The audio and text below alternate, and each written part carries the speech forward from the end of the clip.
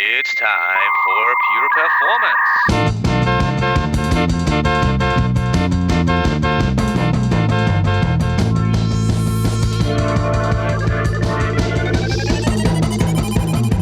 Get your stopwatches ready. It's time for Pure Performance with Andy Grabner and Brian Wilson.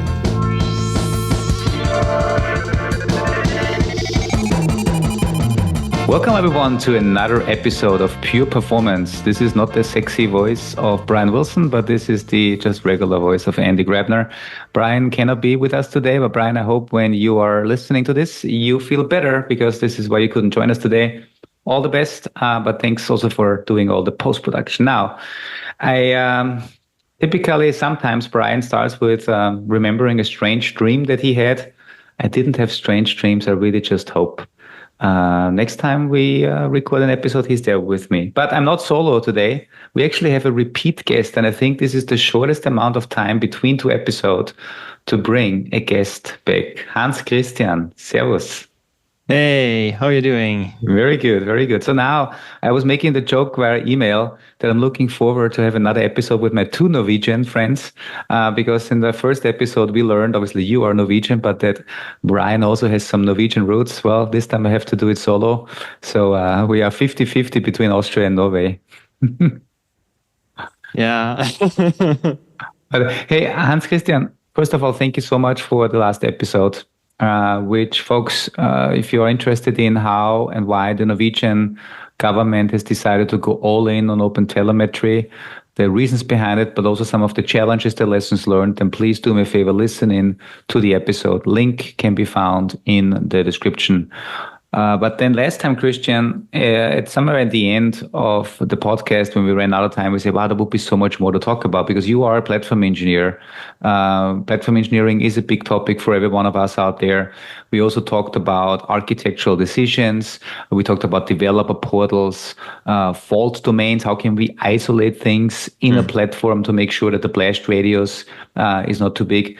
And really, this is the things that I want to talk about today. So folks, if you're listening to this episode, I want to learn from Christian today on his experiences on platform engineering, building platforms on top of Kubernetes, and how you can give these platforms to your engineering team so that they are becoming more proficient, lessons learned, similar to what we did last time with OpenTelemetry, but focusing on best practices on platform engineering. Christian, I give it to you. What is the biggest learning maybe when it comes to platform engineering in your world? Well, maybe it's cliche, but sort of like platform is only half of the equation. The other part is, of course, the applications. So neither can be successful without the other. You can sort of think about it. Sort of, you have a very expensive Formula One car. Then you also need a very expensive Formula One car driver. Yeah. If you're just a regular Joe, even though you're like super enthusiastic into cars, if you're not a Formula One driver, and that's your profession, you won't get anything out of that car. And same goes with platforms, really. Sort of you can build the best platform there is, and all of the tools and build it yourself or buy it, whatnot. Sort of everything is gold plated. But pardon my language, if the applications are crap, then the outcome will be bad. It doesn't really fix that. So, and I guess I didn't talk too much about sort of where I'm working and the platform, and super cool to be on the 2 times on the show in order to talk more about that, because that is maybe the one thing that sort of I really where we did really good. We have made a lot of bad decisions and a lot of great decisions. One of the really great decisions very early on was that this would not be a lift and shift migration. This was actually going to be a modernization and sort of bringing the applications and application architecture up to speed and onto the new platform. And we have always had this sort of unspoken rule, actually we have. So we have spoken about it a lot, but maybe not. We have not put it in writing. But it's similar to the sort of, if you go to the carnivals or the Tivoli. And there's certain rides you need to be this tall, and now I'm sort of gesticulating with my hands to those who are just listening, because really, to be on the platform, you really needed to have for your applications to thrive and sort of be and you need to also go back 10 years. That is when we started, really. And the whole notion about sort of this 12-factor apps, famously written by Heroku, it was written by Dan, but it was not that prevalent as it is today. We were coming from large monoliths, and sort of we really needed. We emphasized that you need to rethink your application architecture in order for them to function. There's no reason to just lift it over. It shouldn't really. That shouldn't be the reason in itself. Of course, we wanted more developers, more applications on our platform, but we also wanted them to take the work, and we knew that there would be a lot of work. And so the second part there as well is, well, this was not time bound. Sort of, it was not like, oh, we are going to move all of the application in 6 months and some ridiculous time frame. This was the new platform, and once you sort of had the time and took the effort to sort of modernize your application, you could be on there and you would get all of these benefits. But it would be side by side with all of the existing platforms for a very long time, unforeseeable long time. And to this day, because we still have mainframes, we still have huge application servers in sort of the old fashion, and then our more modern Kubernetes clusters, first only on the on-premise environment, and then later on inside the cloud environment. They're still, and we run about 50-50. I guess it's 40-60 by now. Sort of, we have moved 60% of the Kubernetes-based applications onto cloud. So we're very happy with seeing the sort of the trends, but we don't have any fixed time or date where we would turn off the on-premise cluster, because we know that there are reasons for some of the applications that have to be there, latency and so forth. And same goes with the more older platforms as well. Of course, there is a cost here, so we don't want them to live on and drag on for infinity. But we know that Rome wasn't built in a day, and neither was sort of the application platforms here. Yeah. Christian, can I ask one quick question? So, and also to recap a little bit. So that means there's kind of 3 stages. Your traditional, let's call it legacy for lack of a better term, applications that have been around for a while. Then when you talk about the platform, you started with Kubernetes on-premise. So that means you were able to put certain things into Kubernetes on-premise. Yep. And then the goal is to move as many as possible, for those that make sense, from the on-premise cluster into the cloud. Did I get this correctly? Totally correct. Perfect. Then I have another question, because I want to also clarify this for the listeners. When you talk about the platform, the new platform, we talk about, you made a conscious decision 10 years ago that Kubernetes is the core of your platform. But you brought up an interesting point, and this is where I want to dig in deeper. You say, we want them, so you have to be that tall. I like that. Or the 12-factor apps, you have to have certain, your app has to have certain capabilities to actually leverage the new platform. What is it that the development team gets if they build an app that can then either run on your on-premise Kubernetes cluster or in the cloud? What is the additional things that your platform really provides that they cannot have from building a traditional monolithic app and then run it somewhere in a legacy system? So the largest benefit is that you get this, you build it, you run it type of environment, because all of the legacy platforms would require, to a certain degree, someone else helping you, and sort of for certain operation, and it can vary for some of the platforms, it's really sort of you need to hand an artifact, and the operations team will put that into production. For some platforms, that process might be automated, but there's still sort of manual processes when you, for instance, want to get a new application. If you want all of this automated, then the new platform was for you. So really, sort of the second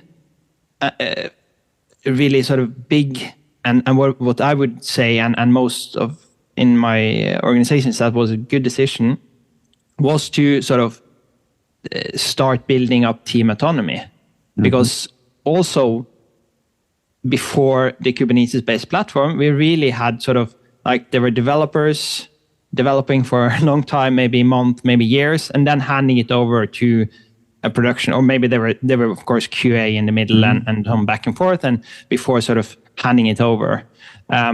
So the new platform represented a cut there as well in the process.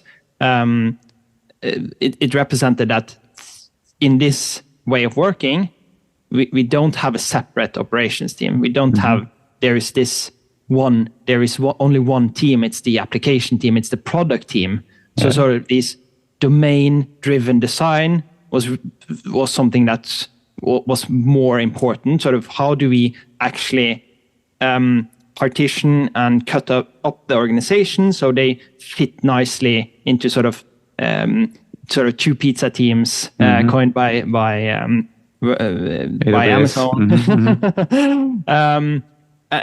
So they can have sort of a manageable set of services or applications that they are in charge of, and don't really need to sort of coordinate with too many other teams. Of course, there will be some coordination, but for the most part, the team should be sort of self-coordinating. That they, for the day-to-day interactions at least, it's inside the team that where they do that coordination there.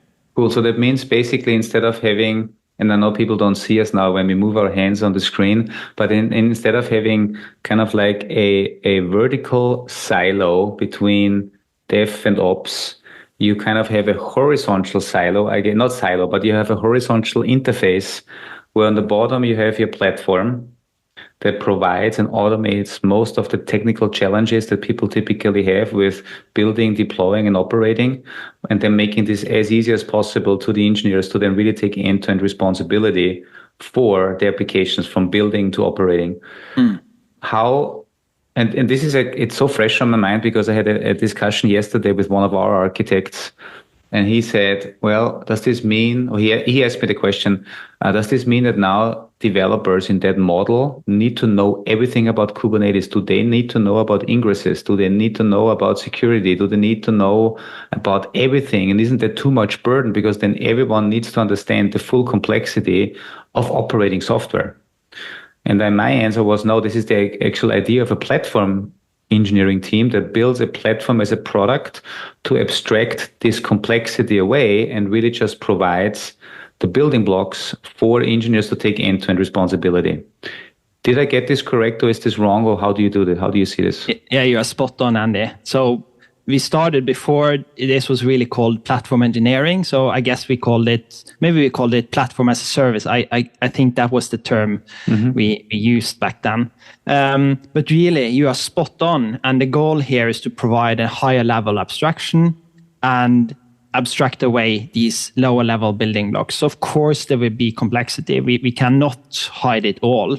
But what we did very, very early on was that we would not expose directly all of the Kubernetes resources to our developers. What we did was that we created, and this was really, really early on. I think we had some people that experimented with what was before the custom resource definition that we know today.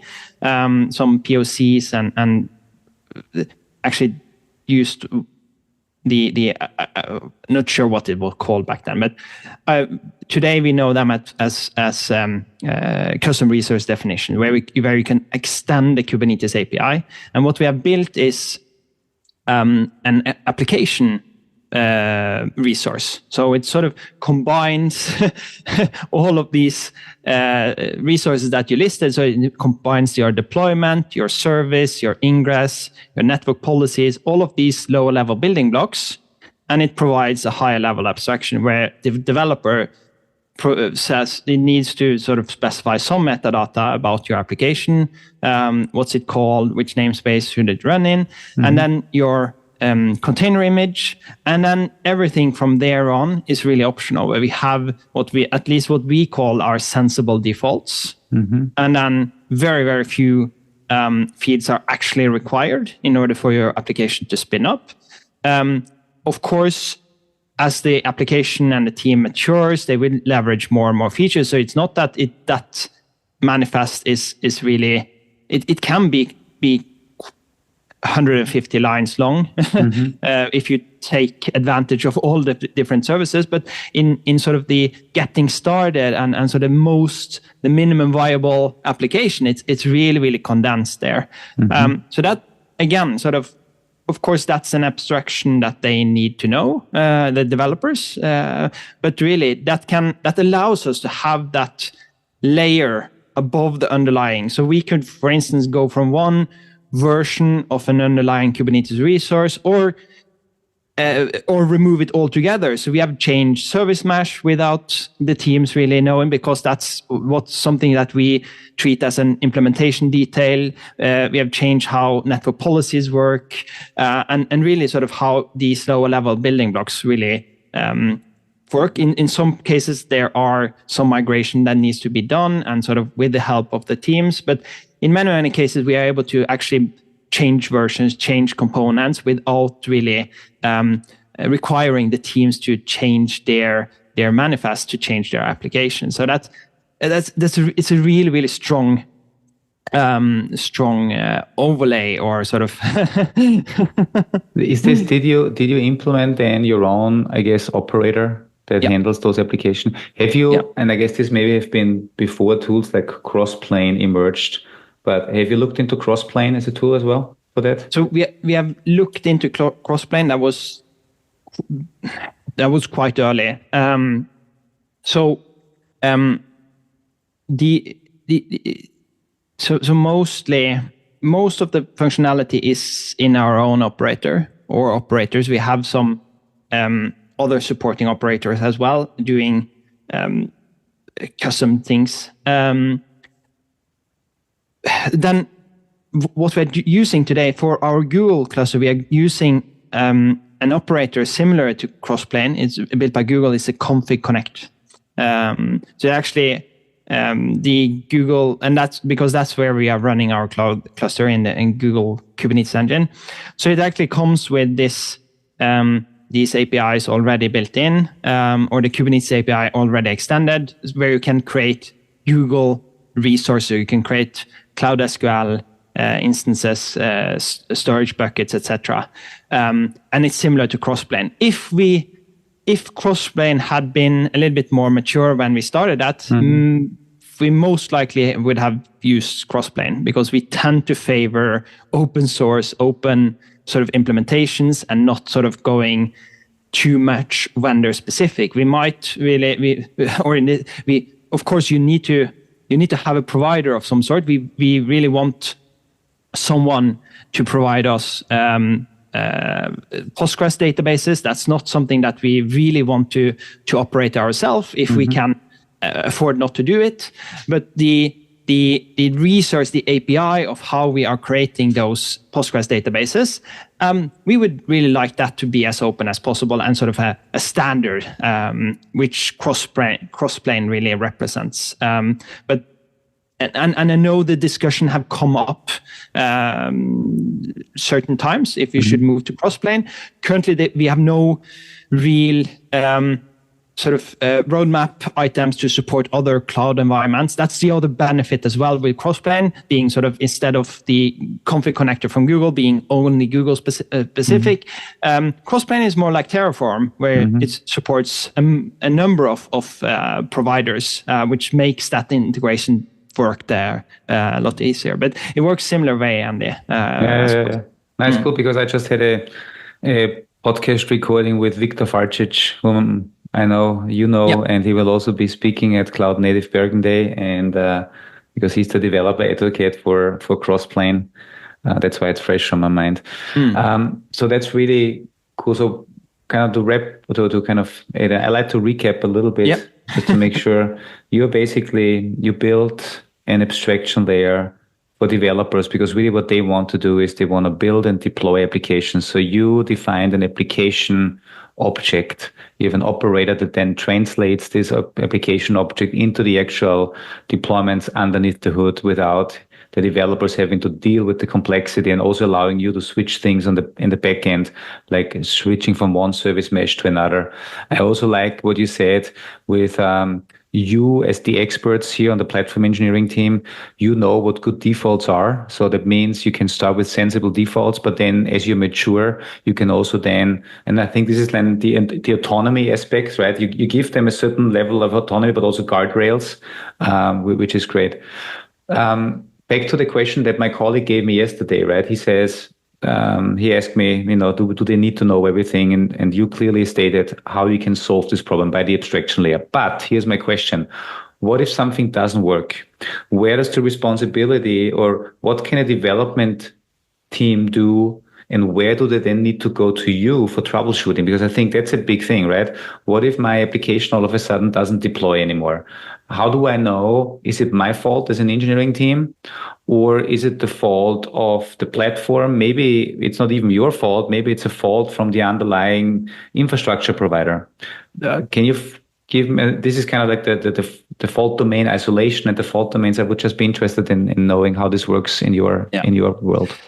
So I don't have sort of like this one definitive answer, and it's certainly matured over time. And of course, that's been, the focus has been a lot on the deployment interface and sort of how do you specify the application. And then on the operations side, we have always given them access to the Kubernetes API. So you didn't really need to know how to specify your resources, but you certainly needed to know about the concept of pods. Each instance of your application would run as a pod. And of course, that's sort of an underlying implementation detail.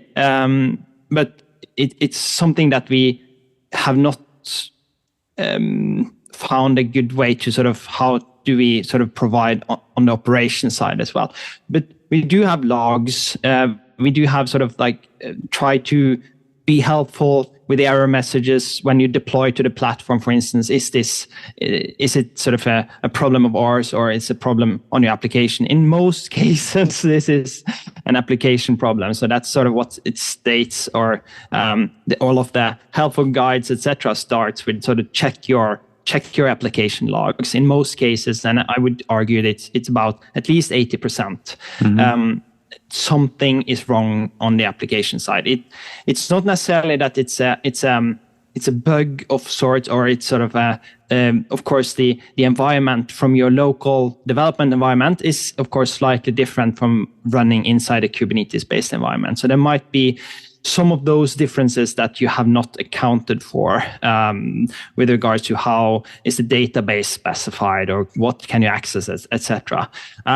But in most cases, sort of the application logs. And then in some cases, you need to check the status of the pods, that being sort of, is it running out of memory? Is the liveness checks not working?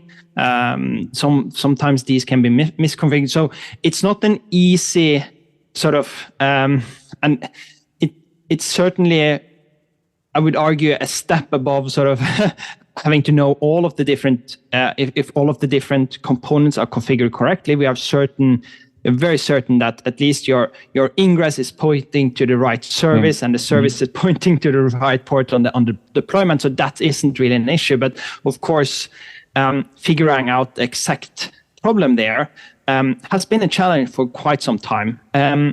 So what we fast forward, and this is quite recent, we actually started work with a proper developer portal, and that would encompass more on the operational day 2 side. So once the application has been deployed, can we provide a better overview? Can we give better and more insight into the application in order to debug and look into the performance? So we did some POCs very, very early on Backstage, but concluded that we wanted something, I wouldn't say slightly different, but we concluded that Backstage was too big rather. It's also trying to do we were not certain about sort of the provisioning of applications and sort of the integrations with other different resources. We really we have some very concise or well-defined entry points where you can get the information. We don't really need them to sort of go look into details inside your cloud environment, really. Sort of we have most of the status in the Kubernetes cluster. So we built sort of we built our own, basically. We built our own developer portal that sort of is based around this application manifest that we have created. So once your application is deployed, then you get sort of all of these separate sections and subpart with the different additional services that you can provision alongside your application. So that be SQL instances, cloud storage, Kafka topics, etc. But we sort of have a fairly concise sort of entry point or API where we can get all of this information. We just needed it to display it, and some of the work. A lot of the work. So there are three different sort of goals here. Of course, giving the developers a better overview of what's running inside their namespace, what's actually the applications and the resources deployed. 2 is sort of the cost, and that was maybe one of the main drivers. Actually, it was not that operations was hard. It's certainly hard, but it was not sort of a pressing concern. It was not like, oh, this is a really issue and we have downtime every too often because something is misconfigured and they can't figure it out.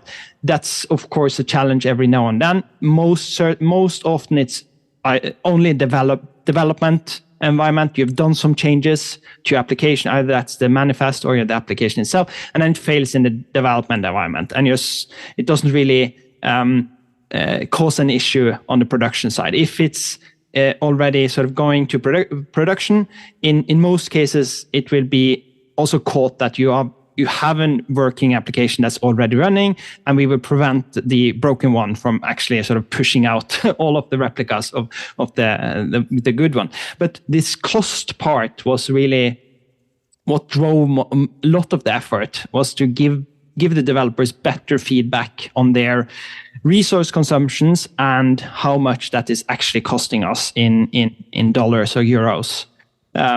Because when we give our developers autonomy and they can actually choose their own journey, choose their own adventure, sort of how big SQL instance do you want, how much resource, CPU and memory would you like to allocate for this application here? Of course, there is a tendency to over provision. Yeah, of course, yeah. Well, No, and it's fascinating, but I need to interject, just ask a question here.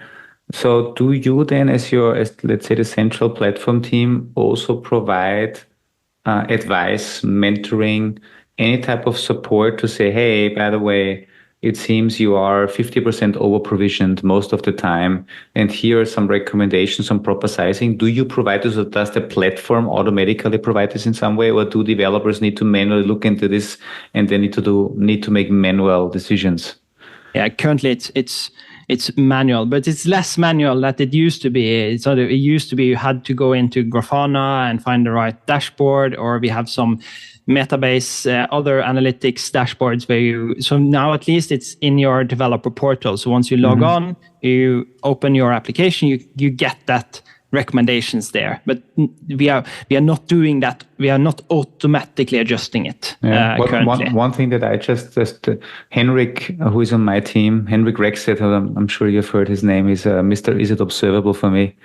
He did a really cool thing at last year's KubeCon, where he was basically using observability data and he had like he built like an assistant using workflows to every day in the morning basically send developers an overview and say, hey, these workloads or this namespace of yours is 50% over provisioned based on the actual load. Here's a recommendation on how to adjust your resource and request limits. So basically using observability data and some algorithms to basically say, this is what I as an expert would do, and then provide this. And then another colleague of mine, Katarina Sik, she also recently spoke in KCD Romania.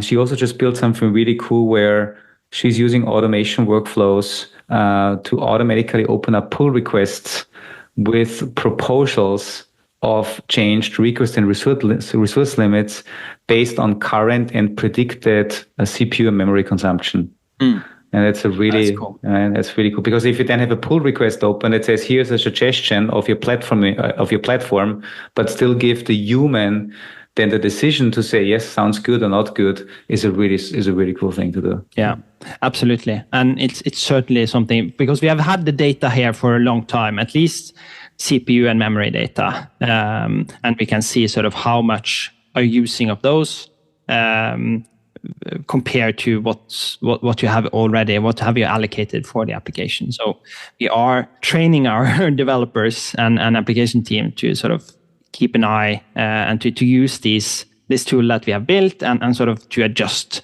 those accordingly. And we also, so what we also do is that we translate those into the euros amount, because we have certainly had instances where sort of, you have requested 400 milli-CPUs and you're only using 200, but the cost on that is almost negligible. So it doesn't really, that is not where we are trying to push our developer. We are mainly sort of focusing where is the, even though that's a 50% decrease, but it doesn't make an impact, right? You wanna focus on the real hotspots, yes, where you have the big money grabbers. Yeah. So that's of course been some applications that have been really, really greedy when allocating resources, and we also have some databases that's been really, really over provisioned. It's a little bit harder to auto scale those and scale them backing up. So that's not an easy task, and something that we are still sort of looking into how we can provide a better way of scaling those. You can scale the memory and CPU, but the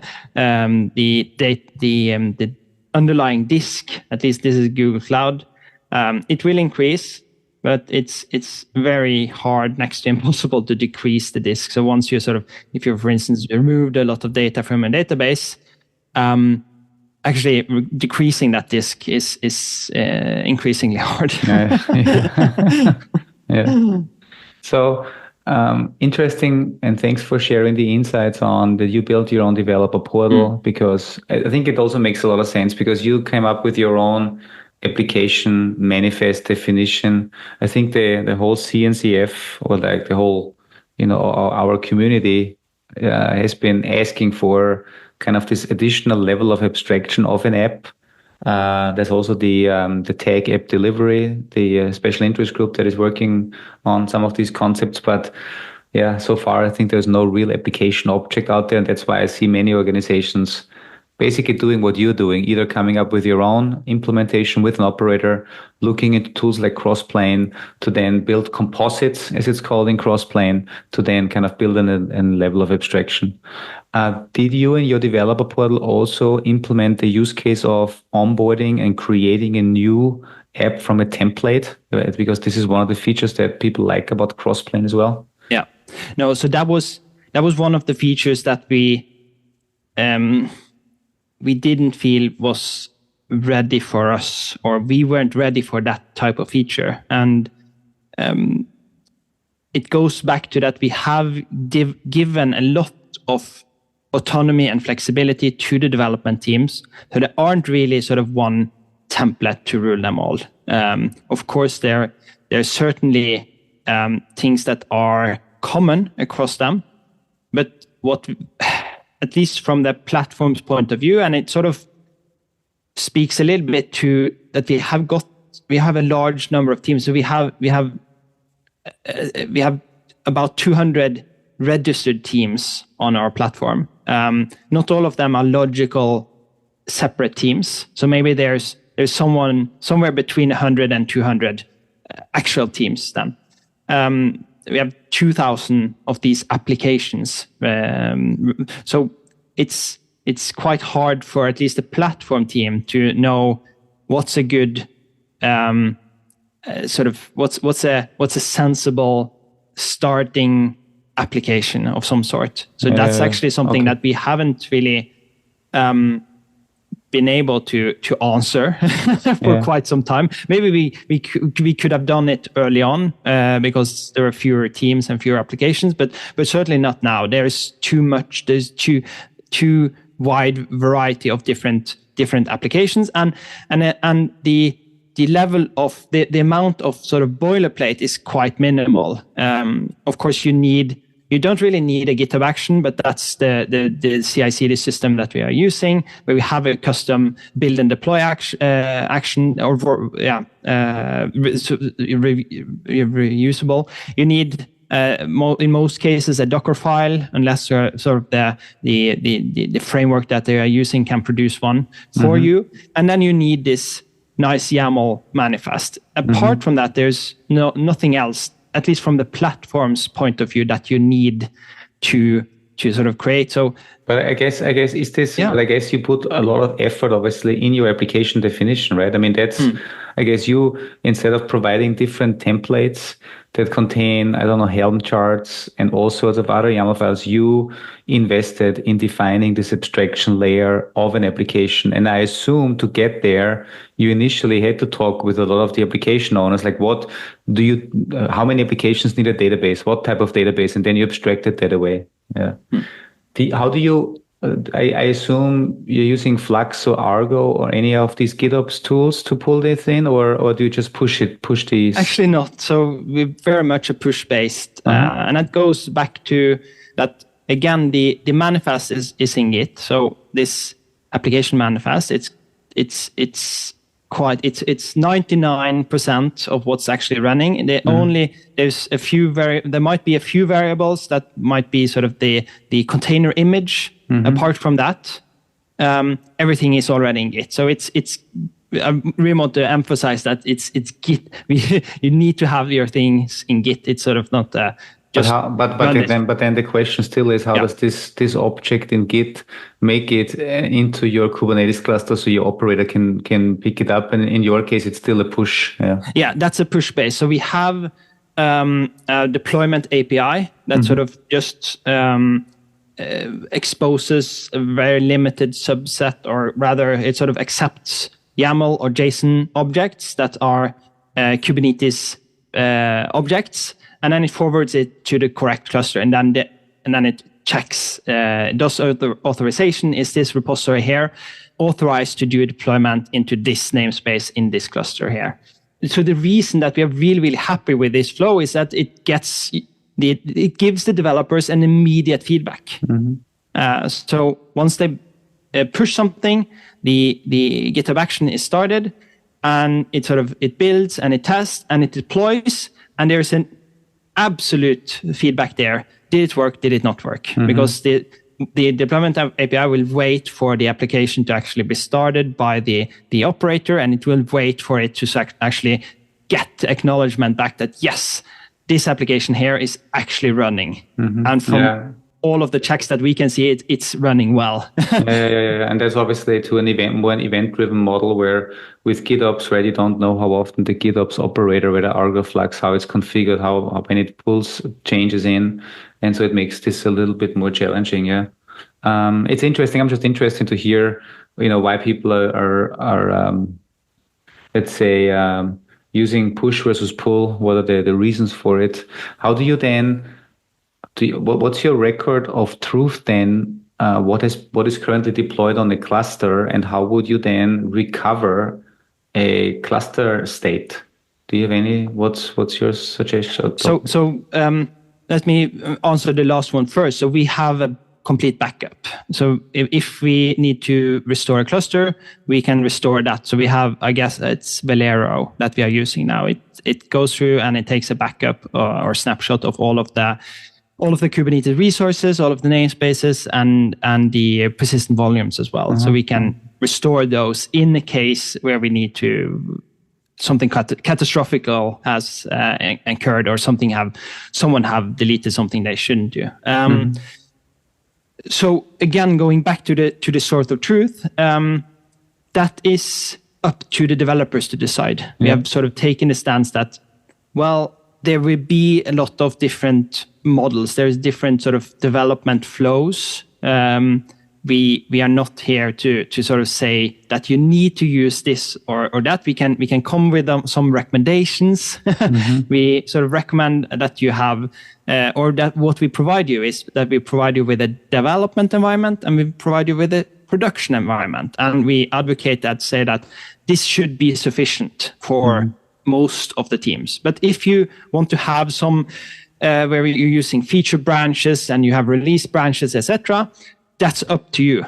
You just need to create the correct GitHub workflow that sort of picks up the branch on whatever pattern and deploys your application with the correct name to the correct environment. We don't give you more environments, but you can deploy your application as many times that you like, and then create these virtual environments if you want to have those. But we certainly sort of advocate that it needs to be driven by Git. You can, the teams have possibility to go in and edit things, and I wouldn't say too much. They can or apply from their own machines because they have access to their own clusters. Again, it's certainly a challenging operation because they first need to have a built-in a container image. It needs to be pushed. It needs to be available. You cannot just build that image locally and then deploy it. So what ends up is that things are going into Git, and then they have a very, very fast feedback cycle where you can get this up and running, out and deployed, and doesn't really and alleviate the need for doing any manual sort of deployments. They can go in and from time to time they will go in and do manual changes, but it's sort of a trade-off that we are okay with. We believe that sort of these teams, it's sort of contained enough for them to sort of, I'm going in and changing this on the fly for some reason. And that the team is sort of aware of that. That might not be 100% true all of the time, but from our point of view, we have not sort of caught any sort of outages or problems, at least in production environments, that sort of been where the root cause has been sort of, we have the ability to do manual changes. Rather, sort of having the ability to do some manual changes actually makes it easier for them to go and fix or test sort of a really one-off thing that they need to just check. If I put in this number here or this value for some configuration, how does that affect the application? Yeah, cool. Hey, Hans Kristian, it's amazing how time flies because we are almost like 40-50 minutes in already. For me, this is. It's always great to listen to people that actually, really implement platforms, and everybody has a different background, different company, organizational, in your case, government agency, reasons why certain things are done that way. But what I really like, and I think this is something that I see all over, you are basically, as a platform engineering team, you are providing basically an app. Platform as a service, platform as an application, whatever you want to call it. But in the end, you've built an abstraction layer on top of the complexity of the next generation of platforms we're going to build, and that's Kubernetes for many people. So, and even if it's not Kubernetes, even if it's serverless, if it's anything else, platform engineering basically provides this abstraction layer to actually, and I think this is what I really like, what you said earlier, to really enable teams to be autonomous, to really take you build it, you run it, and actually being able to execute it without having to deal with all the complexity, because you're working within a certain area where you can move left and right. Yeah, because you have, in your case, this application object that you've defined and that you maintain and that you have an operator for. But yeah, that's really, really great. Now, there's reasons why you build your own developer portal. Makes a lot of sense. And yeah, really cool that you share these things. Is there, I know in the previous episode when we talked about OpenTelemetry, you had a great blog post about your OpenTelemetry story. Are there also blog posts, or is there any public material out there in case people want to read more about your platform engineering projects? Yeah, absolutely. So we have written blog posts over the years, but we are really, really proud of our application documentation, and we are developing all of this in public, in the open, and the documentation is in open. So if you go to docs.nais.io, so that is NAIS.io. So it's pronounced nice. It's a nice platform. You can see all of this how does this look from a developer point of view? There are getting started guides and examples of how the application manifest looks like, the deployment workflows, and sort of all of these extra bells and whistles that you can put on to your application. And of course, my sort of baby, all of the observability part, where we have sort of really made it as one click as you can go to sort of enable OpenTelemetry instrumentation to your application by using sort of these, as I mentioned, sort of the agents that we just attach to your application when it's starting up. Really cool, folks. We will also add the link to NAIS.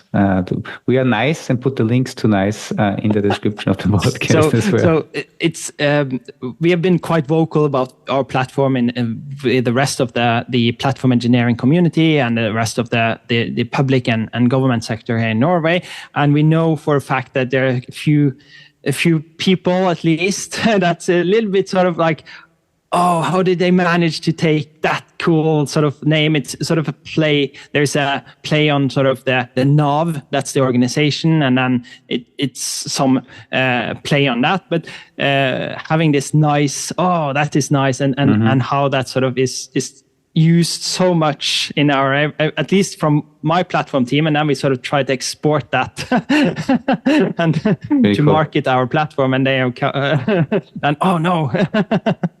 And now I also know the title of the podcast. It's probably something like Building Nice Platforms. Yes. Cool. So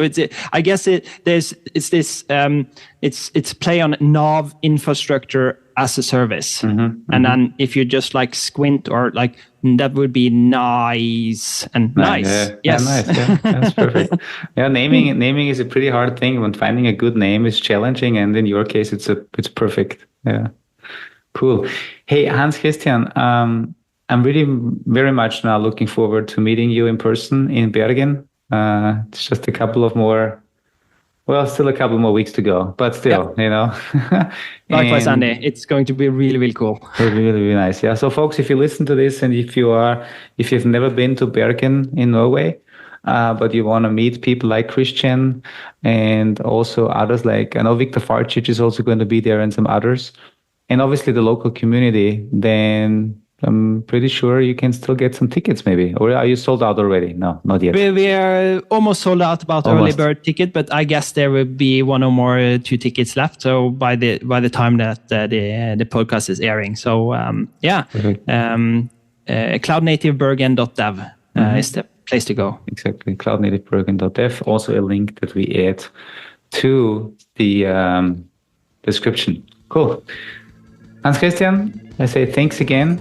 And Brian, thanks for doing all the post-production, as always. And next time, I'm sure I'll have you back as my co-host. Awesome. Thanks for being here. Bye. Bye.